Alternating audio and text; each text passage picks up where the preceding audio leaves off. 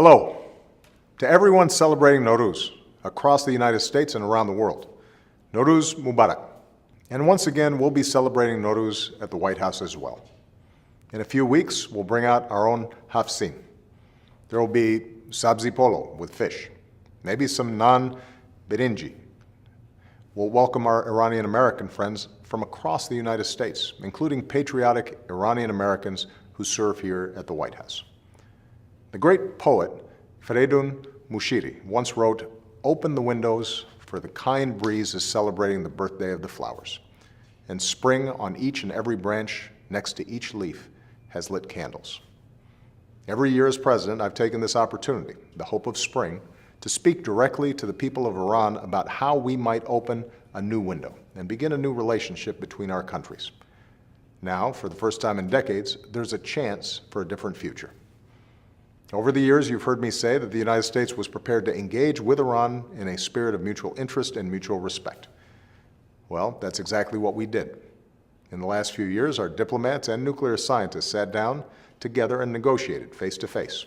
And last summer, along with our international partners, we reached the historic deal on Iran's nuclear program. 2 months ago, Iran fulfilled key commitments under that deal.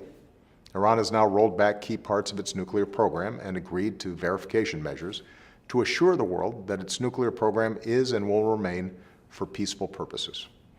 In return, the international community lifted certain sanctions on Iran, and Iran gained access to money that had been frozen overseas. At the same time, we recognize Iran's right to peaceful nuclear energy, consistent with Iran's nuclear obligations.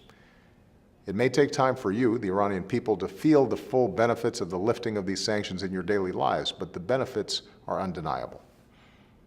Iran now has the opportunity to begin reintegrating itself with the global economy. That means more trade and investment, which will mean more jobs, including for young Iranians who dream of pursuing their careers and making their mark on the world. It will mean more access to cutting-edge technologies, including information technologies that can help Iranian startups. It will mean more opportunities for Iranians to sell your exports, including textiles and agricultural goods, to the world. And I know that Americans are eager to buy more of your beautiful Persian carpets, caviar, pistachios, and saffron. More tourists will visit historic sites like Shiraz, Tabriz, and Isfahan, and spend their money in your shops and restaurants. Iranians, including students, will have more opportunities to travel and study abroad. The nuclear deal was never intended to resolve all the disputes between our two nations, and the United States continues to have profound differences with the Iranian government. But even as our two governments continue to have serious disagreements, the fact that we are now talking to each other on a regular basis for the first time in decades gives us an opportunity, a window, to resolve other issues. As we do, I firmly believe that we can continue to expand the connections between the American and Iranian people. This week, I'm making a historic visit to Cuba. For decades, our two governments were locked in conflict. Not long ago, my visit to Havana would have been unthinkable.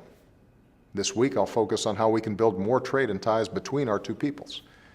My visit will be a reminder that even after decades of mistrust, it is possible for old adversaries to start down a new path.